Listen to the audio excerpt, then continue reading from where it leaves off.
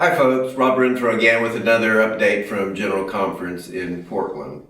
I'm reporting to you from our media room on Sunday, and General Conference didn't meet today. So there's no news in that regard to report. However, the highlight for me of General Conference did occur this Sunday morning. Over 500 of us gathered together to celebrate in an African worship service that was absolutely spectacular. Beautiful worship, great preaching. The message was we are at a crossroads and we must decide where we're going. It was a powerful message, and it was a good way to motivate all of us for what we have ahead of us this coming week. Let me give you a brief recap of this past week and then tell you a little bit about what next week will look like. Of course, we spent a great deal of time trying to perfect the rules. In other words, we spent 2 days talking about how we're going to talk about the things that we need to talk about. General Conference costs about $180,000 an hour, so we spent a little bit over $1 million talking about how we're going to talk about what we need to talk about. Yeah, I know. But maybe it does make you feel better about the federal government. There's your silver lining. Well, let me give you some idea of what has happened this past week. Some of you will know a great deal about General Conference and how it lays out. Others of you, not so much.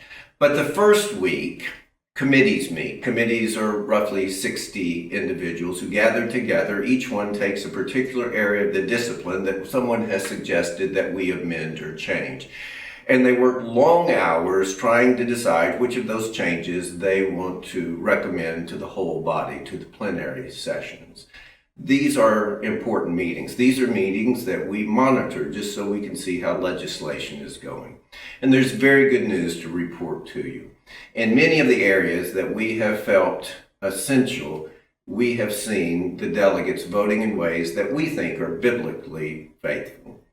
One area, of course, is the area of sexuality.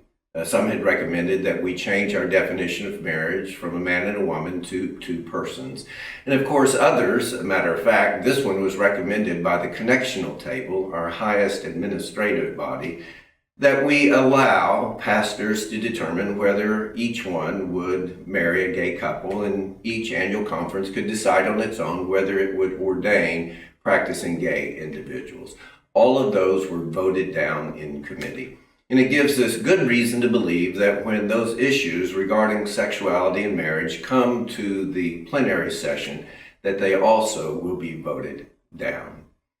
Something else that is encouraging. RCRC is the Religious Coalition for Reproductive Choice. It's a group of religious bodies that promotes abortion as being not just legal, but a moral choice at any time for any reason. Not just in the final trimester, but weeks, hours before the child is born. And 2 organizations within the United Methodist Church are member organizations of RCRC, the Board of Church and Society and the United Methodist Women. Legislation is working its way through the committees and will be brought to the plenary saying that no United Methodist organization can be an active member of the RCRC. The RCRC's position is contrary to the Methodist position anyhow, but those 2 bodies, the United Methodist Women and the Board of Church and Society, have decided that they need to be a part of the RCRC. I would be very grateful if our delegates took a strong stand for life and said, we don't want to be a part of an organization that in any way encourages abortion.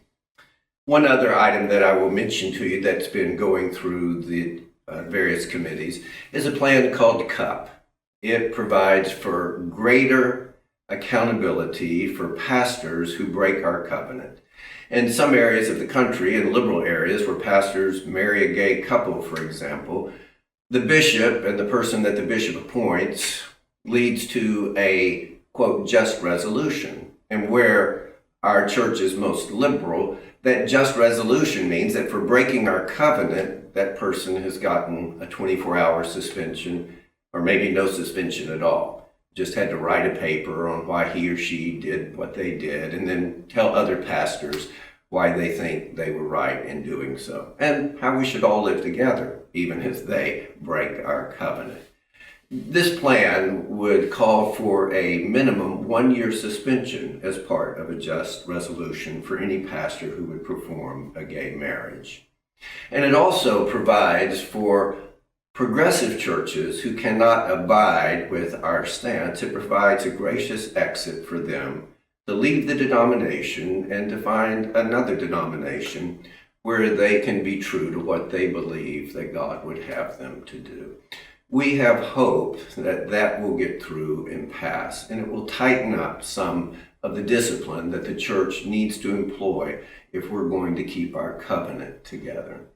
The last thing I would tell you is that we will vote on Monday for a very important body, members of it, and that is the Judicial Council. This is like our Supreme Court. And we have some great candidates to join some other members on the Judicial Council that we feel very good about. This is critical because matters when the discipline is broken are argued, and often they are appealed and they go all the way to our Judicial Council. So having people who will fairly and accurately interpret what the discipline says and apply it that way is critical. So pray for that if you have a chance to do so. We would certainly appreciate it. Well, I hope you will keep General Conference, keep Good News, keep our coalition, keep our delegates in your prayers. This next week will get long and weary for them. We're grateful for their service, and I pray that you will ask God to give them the strength and wisdom that they need. God bless you. Check us out continually on MethodistCrossroads.org. I look forward to talking with you tomorrow.